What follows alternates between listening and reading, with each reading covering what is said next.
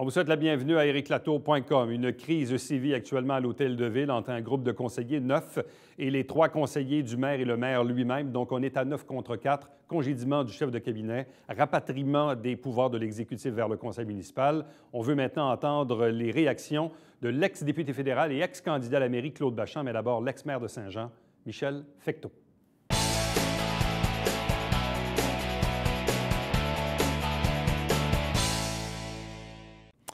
Vous n'êtes pas sans savoir qu'il y a une crise actuellement à l'Hôtel de Ville de Saint-Jean-sur-Richelieu, qui s'est un peu envenimée. Une majorité d'élus qui a congédié le chef de cabinet du maire. Et puis là, on s'apprête également à retirer les pouvoirs du comité exécutif pour les redonner au conseil municipal. Bref, le maire est de plus en plus isolé et voit ses pouvoirs forcément diminuer. L'ex-maire de Saint-Jean-sur-Richelieu, Michel Fecteau, est avec nous. Bonsoir et bienvenue. Bonsoir, Éric. Qu'est-ce qui vous fait sortir de votre tanière, monsieur l'ex-maire? Je vais t'avouer que je trouve ça un petit peu... non, pas un petit peu. Je trouve ça pathétique de la façon que ça se déroule. J'ai assisté à la réunion hier. C'est la première fois que je remettais les pieds à l'Hôtel de Ville. Moi, je m'étais dit, on parle des 100 jours. Moi, j'avais donné 6 mois. Ça va faire 6 mois le 13 de mai. Ouais. Mais là, je pense qu'à un moment donné, il y a des pendules, il faut qu'ils retombent à l'heure juste. Là. À un moment donné, c'est... On regarde le résultat de la dernière élection, là. On était 4 candidats à la mairie. M. Laplante est élu 700-800 voix de majorité. Puis on s'appellera qu'il y a 30 000 personnes qui ont voté sur 74 000 éligibles. Je pense que la population doit savoir aussi qu'un conseiller qui est élu, prioritairement, est au service de ses citoyens. Okay? Après ça, le travail, c'est de travailler avec les gens en place, okay? Puis d'amener des projets, puis d'amener quelque chose de positif. Mais je veux rappeler aussi, moi, j'ai vécu la même chose. Quand je suis arrivé en 2013 à l'Hôtel de Ville, j'étais minoritaire. Okay? Peut-être la différence, à un moment, quelque part, c'est qu'il y avait des gens qui avaient été élus, mais j'insiste là-dessus, qui sont élus démocratiquement. Et j'ai confié à ces gens-là des postes, okay, avec les compétences qu'ils possédaient pour être sûr qu'on soit capable d'administrer la ville et de bien la gérer. Alors, je pense qu'aujourd'hui, la problématique que je décode un peu là-dedans, là, c'est, à un moment donné, on semble qu'il y a quelqu'un qui se braque dans un coin puis qui dit, bien, moi, j'ai été élu maire, correct, mais acceptez que les conseillers qui ont été élus aussi là, ont des droits. Et j'ai comme l'impression que le maire, actuellement, pense qu'avec 3 conseillers, que les 9 autres vont faire à la voix comme je te pousse, puis comme lui, il décide. C'est pas tout à fait ça, la démocratie. Puis hier, j'ai assisté à quelque chose, c'est pas nouveau. Moi, je dirais, Éric, que je regarde M. Laplante et certains membres de son équipe d'un mandat de 2009. Moi, j'ai vécu un petit peu de problématique quand je suis rentré en poste parce qu'il y a des gens qui avaient encore de la vengeance. J'ai l'impression que cette vendetta-là n'est pas finie. C'est-à-dire? C'est-à-dire que quand quelqu'un essaie de fouiller dans des dossiers, essayer de brasser des affaires qui sont réglées, moi, je veux dire que j'ai eu l'occasion de rencontrer M. Dolbec. Et M. Dolbec m'avait dit à un moment donné, je n'ai jamais utilisé, puis tu m'as interviewé souvent, puis tu étais à l'Hôtel de Ville, jamais utilisé une seule fois de blâmer l'administration antérieure. Même dans le dossier Seigneur, qui n'était pas sous mon cas, les hommes et les femmes qui se présentent, que ce soit fédéral, provincial ou municipal, ces gens-là là, essaient de faire de leur mieux, puis ils prennent des décisions au meilleur des connaissances, et surtout selon les documents qu'on leur présente. Lorsque on assiste à quelqu'un ou à une personne qui est comme one-track mind, excuse l'anglais, là, puis que les autres essaient de jaser. Moi, j'ai écouté les 3 indépendants la semaine passée à ton émission. J'ai écouté aussi la maire actuelle. Puis il n'y a pas 9 personnes qui peuvent être complètement dans le champ, qui sont complètement stupides, puis qui sont irréfléchis. En passant, je rappelle que le conseil actuel, il y a 10 élus sur ce conseil-là qui étaient là dans le mandat que moi j'ai fait. Là. J'ai travaillé avec ces gens-là. J'en ai subi des choses, Éric. Moi, je vais dire qu'en 2015, j'ai 8 conseillers qui sont venus me voir un matin. OK? On n'aurait pas appelé ça un push, mais j'ai pas été du genre à alimenter le feu, puis à alimenter les réseaux sociaux. Puis quand il y a des gens qui sont dans la salle de l'Hôtel de Ville, à essayer de craquer le monde contre les conseillers qui sont là, après ça, on me dit, bien, je vais tendre la main. C'est pas de même que ça fonctionne, là. Un leader, il faut que tu t'assoies dans la salle, puis que tu t'assoies avec ton monde, puis tu règles des cas. J'en ai eu, moi aussi, des fois, j'ai l'expression des bâtons d'un patate, là, mais ça n'a jamais fait la place publique. Ouais. Ce qui est difficile peut-être à comprendre, je me mets à la place de l'électeur qui suit ça, qui peut-être est allé voter, s'intéresse à la chose. Ouais. Puis là, il se dit, OK, il y a un nouveau maire qui est minoritaire, il y a un nouveau conseil qui est là, mais il y a beaucoup d'anciens, comme vous le dites. Bon, il y a eu le dossier des golfs, sur lequel, visiblement, les gens ne se sont pas entendus. Le maire a réussi à gouverner au début avec les 3 indépendants qui ont donné un coup de main pour le budget, puis les comités, tout ça. Et là, visiblement, il y a comme une scission qui est en train de s'installer. Par contre, ce que les gens... qui est installé. Oui, qui est installé. Mais ce que les gens retiennent, c'est pourquoi on s'en prend au chef de cabinet du maire? Pourquoi on le congédie? Pourquoi on le congédie sans donner les raisons? Et moi, plusieurs encore aujourd'hui m'ont accroché, m'ont dit, OK, mais qu'est-ce que le gars a fait de si terrible pour mériter un congédiement? Mais ce que les gens disent, c'est pourquoi on ne peut pas dire les raisons? Pourquoi on ne peut pas les dire? Peut-être qu'on comprendrait mieux. Oui. Sauf qu'à l'heure actuelle, moi, je suis obligé de dire que j'ai regardé certains langages du corps hier là, de certaines personnes qui disaient ou qui prétendaient pas savoir. Ça, moi, j'adhère pas à ça. C'est complètement faux. Tous les membres du conseil, OK? Il y a eu des avis juridiques qui ont été donnés. Puis en passant, ce que le maire, il faudra comprendre, un conseil municipal, ça fonctionne par résolution. Le maire, demain matin, là, je l'ai appris, hein? Tu ne décides pas demain matin de faire ça. Ça passe par une résolution du conseil. Puis pour défaire une résolution du conseil, ça prend une autre résolution du conseil. Ce que j'ai compris entre les lignes, c'est que des gens, puis j'ai écouté des 3 indépendants qui sont venus ici, il y a M. Fontaine qui a énuméré pas mal de cas, là. Okay? Mais il faut comprendre le contexte. Tu demandes un avis juridique. Premièrement, M. Guy Grenier, là, 2 fois la population, il a dit non. En 2013 comme conseiller. Puis il faut se rappeler que M. Grenier est un conseiller là, municipal. OK? Chef de cabinet, c'est une terminologie. Chef de cabinet, tu peux mettre ça en place dans une ville de 100 000 de population. Le comité exécutif peut tolérer. Mon ancien chef de cabinet avait des doubles fonctions. OK? Oui, il répondait à des demandes du maire, mais il répondait aussi à des demandes de l'administration.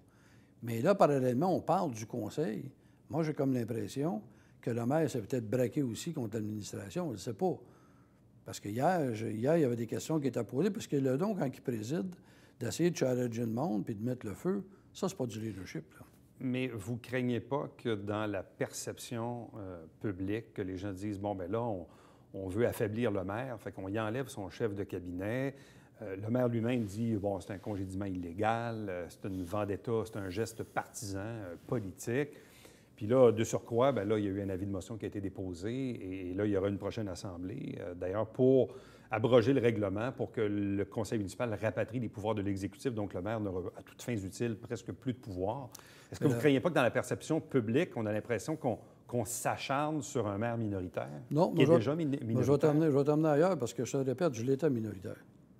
OK? Moi, je l'ai vécu, cette période-là. J'ai vécu aussi une période, qu'à la période des fêtes 2016, j'ai 5 conseillers qui sont venus me dire, Michel, on ne s'est pas eu toi en 2017. Fait que je me retrouvais avec 2 personnes. Moi, j'ai gardé le cap, servir les citoyens, puis il y a des gens, finalement, qui se sont ralliés, puis on a formé une équipe, puis on a travaillé ensemble. Mais pour les citoyens, là, j'aimerais les emmener ailleurs. Pensez que vous avez élu 12 conseillers, qu'il y en a 9 aujourd'hui, 3 avec les indépendants, qui ont statué, OK, qui ne faisaient pas confiance, puis qui avaient des choses qui étaient amenées à la dernière minute. C'est ça qu'on a entendu, là. Fait que moi, je veux juste rappeler que ça se peut pas qu'il y ait 9 personnes d'expérience, là, qui ont une fiche sur le corps, qui sont complètement dans l'erreur. Mais quand j'entends parler de maire, puis tu sais, je respecte ça, là, je l'ai été, puis ceux qui ont passé là, je comprends la dynamique. Mais c'est sûr que c'est pas le fun du tout, c'est pas plaisant, de la façon qu'il est là. Mais moi, j'ai rien senti, là. J'ai rien senti j'ai même pas perçu de volonté de dire, maintenant, on va s'asseoir avec les gens. Ouais. Parce qu'encore hier, tu étais présent, encore hier, puis ça demande, puis dites-nous-les, il y a des gestes légaux que tu ne peux pas. Pas parce que ça ne leur tenterait pas de le dire. Moi, je les ai entendus dire qu'à un moment donné, en temps et lieu, ça va sortir. Moi, je pense que la population doit être patiente. Mais la population doit aussi comprendre quelque chose, là. Il ne peut pas avoir, c'est impossible. Moi, je connais les gens qui sont là, j'ai eu le plaisir de travailler avec eux autres pendant 4 ans. Puis ces personnes-là se sont dévouées, là. Mais au-delà du congédiement du chef de cabinet, est-ce que vous ne pensez pas qu'on va un peu trop loin en rapatriant les pouvoirs de l'exécutif qui a été créé par une loi privée à l'époque où le maire d'Olbec trouvait évidemment que la ville avait grossi puis que les assemblées commençaient à être drôlement longues. Donc, on a délégué des pouvoirs. En passant, il faudra valider ça, la loi privée, à savoir dans la fusion de 2001, si elle a vraiment force de loi. Bien, en fait, le comité exécutif est arrivé quelques années plus tard. Oui, mais je pense qu'il y a des décrets, mais je ne suis pas si sûr que ça. Mais est-ce que vous ne pensez pas qu'on va un peu trop loin? Parce que là, bon, on enlève le chef de cabinet au maire, mais là, on y enlève pratiquement tous les pouvoirs. C'est-à-dire que l'exécutif, généralement, gérait bon, les dossiers de ressources humaines puis les dépenses en bas de 100 000. Mais là, c'est un bout de l'histoire où le maire ne pourra même plus contrôler ça. Est-ce que vous ne pensez pas qu'on va trop loin? Écoute, Éric, moi, la première des choses, je pense que le maire, ce qu'il devrait focuser, là, ça fait 6 mois. Là. OK? Moi, je n'ai pas vu aucun projet initié. Donc, tout ce que j'ai vu, c'est une personne qui fouille dans des anciens dossiers, qui n'a pas confiance à personne. C'est ça la perception que j'ai, là, qui n'a pas confiance à personne. Lui, il a le pas, puis les autres n'ont pas. Alors, moi, je vais dire, j'ai géré des équipes toute ma vie. Là. Si j'avais géré des équipes comme ça, puis tu sais, quand tu gères des équipes, là, c'est comme au hockey. Tu as des premiers trios, deuxième, troisième, puis quatrième trio. C'est pas tout facile. Hein? On vient de vivre une période où quelqu'un qui dit, M. Monson disait, il n'y aurait plus la même attitude de la part des droits très bien payés. Moi, je pense qu'à l'heure actuelle, j'avais 3 mots, hein, qui sont très pertinents. Attitude, respect et imputabilité. Moi, je pense qu'à l'heure actuelle, il va falloir que le maire, à un moment donné, commence à réfléchir. Je ne sais pas qui c'est qui le conseille, mais moi, d'après moi, il n'est pas bien conseillé. Là. Okay? Pensez-vous que c'est récupérable? Parce que quand on regarde ça aller, on se dit, bien, ça va être quoi pendant les 3 prochaines années? C'est récupérable si, à un moment donné, tu focuses sur le vrai travail. Le travail, c'est de servir les citoyens, d'initier des projets, d'être capable. Mais tu sais, il a posé des gestes, là, parce que ça va pas mal juste à la ville. Là. Ça va pas nécessairement bien à MRC. Le conseil économique, de ce que j'entends, c'est une autre affaire. Puis d'aller dire devant les membres de la Chambre de commerce, tu sais, les entrepreneurs, les messieurs comme Alain Poirier, là, c'est un citoyen de famille, il engage du monde, de lui dire que, par exemple, si c'était des citoyens de 2e classe. En passant, là, on vient de présenter un budget. Là. Moi, c'était ma 4e, c'est finalement le budget de mon fin de mandat. C'est juste une parenthèse, 4,8 millions de surplus. Pour le rapport financier. Oui, le rapport financier. Je suis bien content, c'était une bonne année. Aucune raison d'augmenter les taxes. Dans le projet qui était là, le 1 million, là, il y en avait 4,8 là-dedans, là, quand tu fais de la gestion. Alors, la Ville allait bien. Pour pas dire que c'était parfait. La Ville allait bien. On a réglé nos conventions collectives. Ça n'a pas sorti des rues ou quoi que ce soit. Mais un appareil municipal, moi, je l'ai vécu. Là, les 12-13 premiers mois là, ont été pas faciles. OK? Pourquoi? Parce que j'avais 5 conseillers. Il y en avait 5 de l'équipe Legrand, un de M. Laplante, puis un autre indépendant, M. Berthelot. Mais ces gens-là, on s'est mis à travailler ensemble. OK? On s'est fait confiance. Ils m'ont fait confiance. J'ai été à l'écoute. Puis je vais t'avouer que j'ai appris beaucoup à être à l'écoute, puis à être respectueux. Parce que sinon, là, t'es mort. M. Fecteau, merci beaucoup. Toujours un plaisir. Reste avec nous. Au retour, témoignage cette fois de l'ex-candidat à la mairie des 2 dernières élections et ex-député fédéral, Claude Bachand.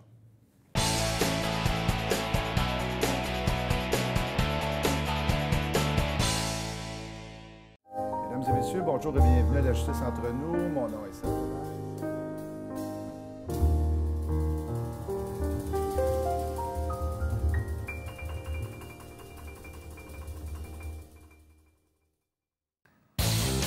Salut, ici Alexandre Baudouin. Et François Trépanier. François, cette semaine à Sport Express, on parle du Tour cyclisme du Richelieu. Oui, avec le député Dave Turcotte et Claude Demers et toi de Midget 3A. Avec Robert Legault. Ne manquez pas ça.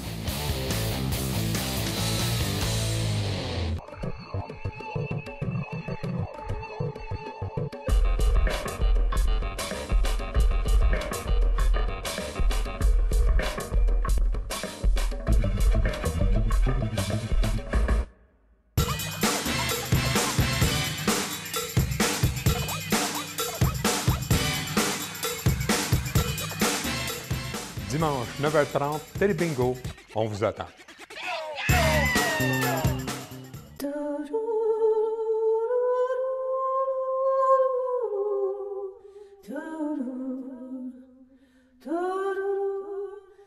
Coulisses Bêta, jeudi, 19h.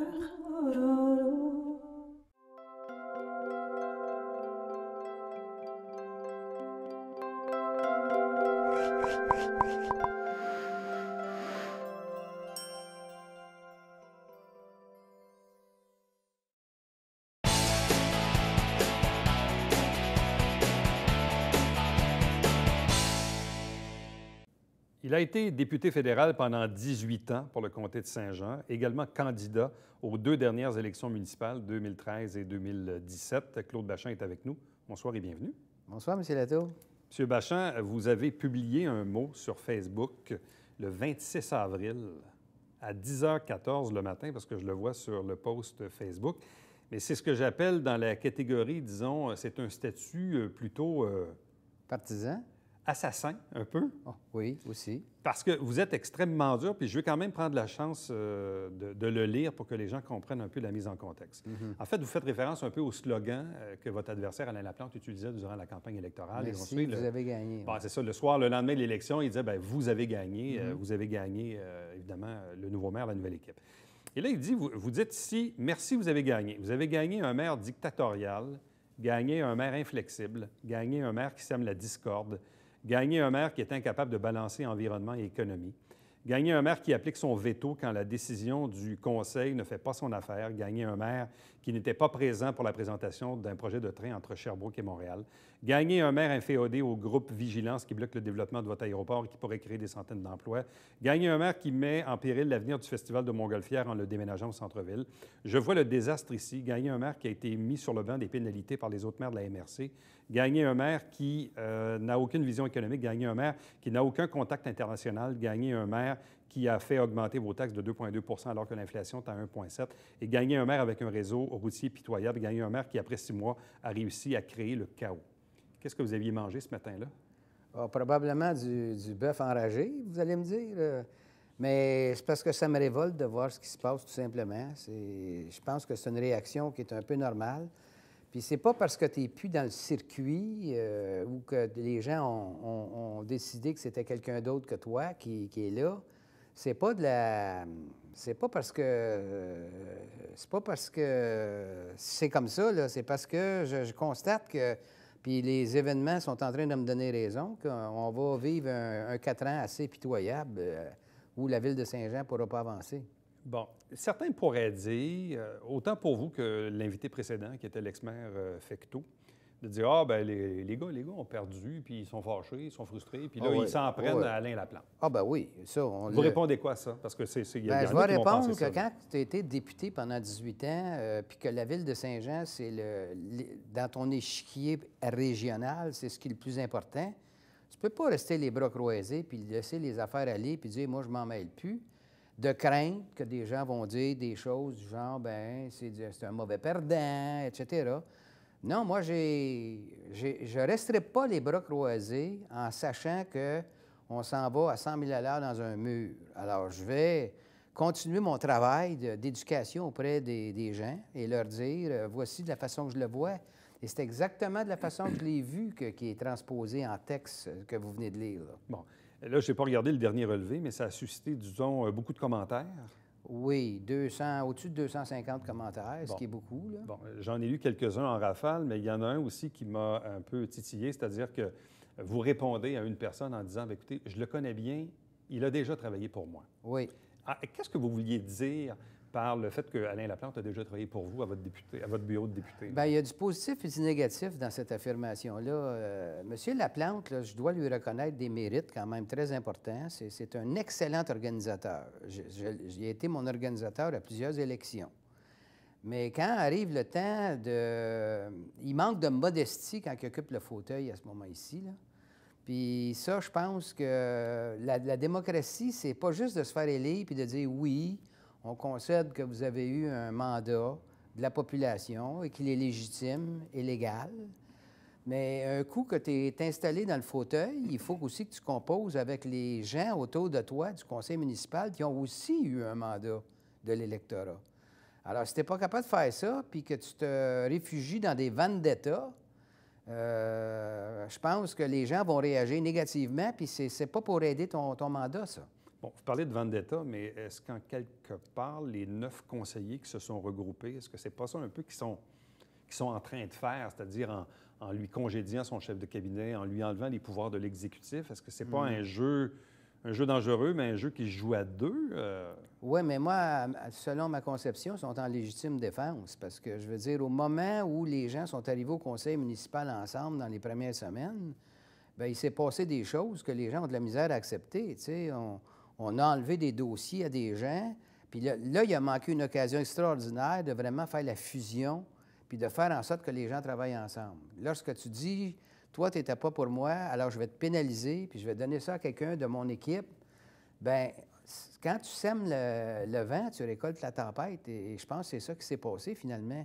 Donc, pour les gens qui disent ben on n'est pas d'accord avec le maire, puis on va protester contre lui, puis on va s'ajuster en lui donnant la réplique, je trouve que c'est parce que c'est lui qui a occasionné le problème. Bon, vous dites, qu'il a été un excellent organisateur, il a travaillé pour vous à votre bureau et tout ça, mais en quoi Alain Laplante a-t-il de la difficulté ou incapable à rassembler ou à faire un peu ce que vous dites, là, c'est-à-dire ce travail d'aller chercher des appuis, de négocier, vous le connaissez probablement, il a travaillé pour vous. Oui. Je veux dire, en quoi ses traits de personnalité sont peut-être incompatibles dans ce genre de situation-là, alors qu'il a d'autres qualités?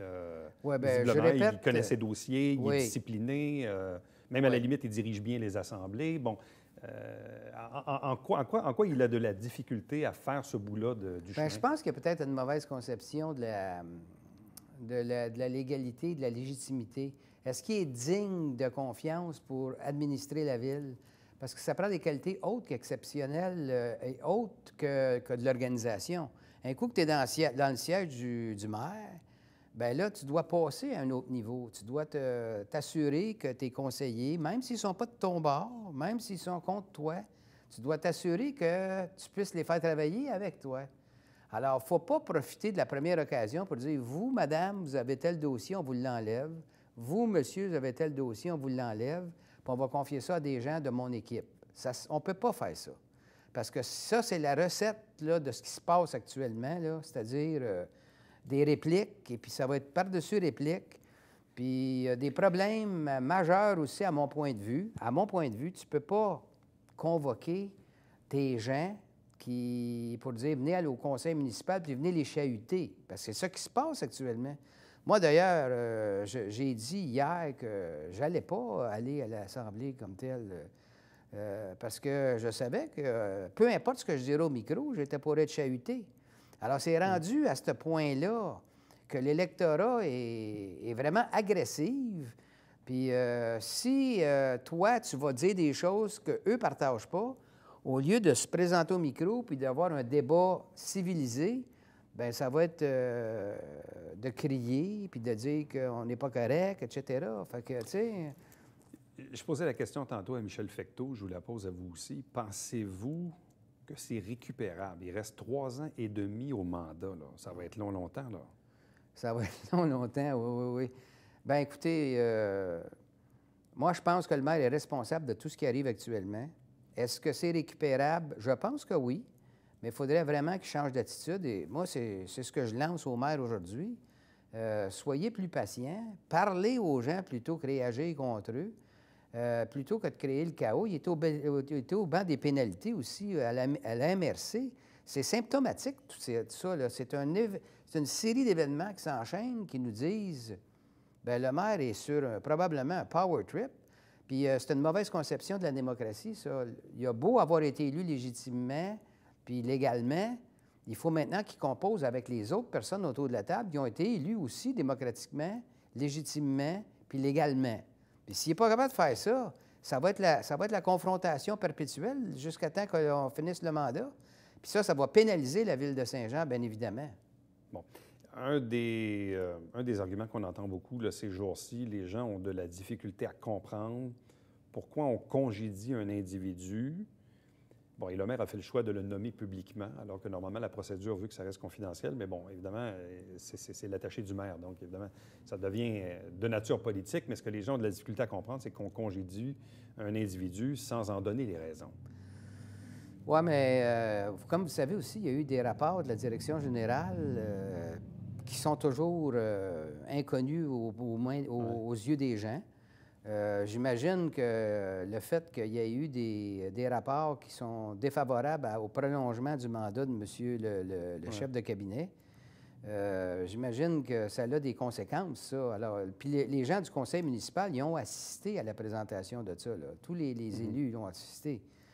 Alors maintenant, est-ce que c'est une vengeance? Je ne sais pas de quelle façon M. Grenier s'est comporté avec les conseillers. Normalement, là, pour des villes de 100 000 habitants et moins, c'est le conseil municipal qui décide. Si c'est plus de 100 000, c'est une autre chose, mais les conseillers ont décidé que ce qu'ils ont vu, ça ne s'appliquait pas. Maintenant, monsieur Laplante, hier, moi aussi, j'ai regardé les extraits, là, semblait s'en prendre à des gens de l'autre équipe, etc. Mais dans le fond, quand que les gens ont dit on veut voir le rapport, puis qu'ils huaient, puis ils chahutaient les gens de l'opposition, moi, je pense que l'opposition a fait une petite erreur. Il a fallu qu'elle dise bien, demandez donc à M. Laplante qui dévoile le rapport. Est-ce que M. Laplante veut le dévoiler, le rapport? Pourquoi qu'il ne veut pas le dévoiler? Alors, il a essayé encore une fois de faire passer ça sur le dos de l'opposition, alors que dans une démocratie, l'opposition a un rôle bien important à jouer. Et pour vous, l'opposition devrait demander que le rapport soit rendu public? Ben oui, oui. Pour la meilleure compréhension du public. Bien, c'est sûr. Maintenant, il a sauté sur l'occasion pour dire, bien, regardez comment ils sont, l'opposition. Ben, moi, si j'avais été l'opposition, j'aurais dit, Monsieur Laplante, vous, qu'est-ce que vous faites de ce rapport-là? Vous avez entendu les gens, la plupart d'entre eux sont avec vous, d'ailleurs, ici, là. Hein? Ils chahutent l'opposition. C'est vous qui les avez invités ici. Alors, pourquoi que vous dites pas, OK, j'ai compris mes amis qui sont avec moi ici ce soir, on va le dévoiler, le rapport. Il ne l'a pas fait. Alors donc, il y a une incohérence, là. Il y a une incohérence. Puis encore une fois, ça jette le doute sur sa capacité de rétroagir avec les gens. Qu'est-ce que vous souhaitez? Bien, moi, je souhaite que M. Laplante, qui est maire, dise on va dévoiler le rapport. Pourquoi qu'il ne veut pas le dévoiler, le rapport? Est-ce qu'il y a des faits incriminants vis-à-vis monsieur... On peut penser ça. On peut penser ça. Parce que M. Grenier... Et le fait de ne pas le dévoiler amène beaucoup de spéculation. Bien, voilà. Alors, puis ça, c'est pas bon, encore une fois, parce que c'est des concepts où c'est pas clair, puis les gens... Aujourd'hui, je comprends un peu les gens révoltés après la politique parce qu'ils considèrent qu'on leur cache trop de faits. Alors, il aurait fallu, j'avais été dans le siège, là, j'aurais dit à l'opposition, écoutez, venez, on va vous briefer, là. Puis si vous êtes d'accord, on va le dévoiler, le rapport. Mais s'il n'a pas voulu le faire, c'est parce qu'il y a des choses à cacher. Puis c'est bien facile, après ça, de dire, on va mettre ça sur le dos de l'opposition. M. Vachon, merci beaucoup. Ça m'a fait plaisir. Restez avec nous. Au retour, Babillard quotidien.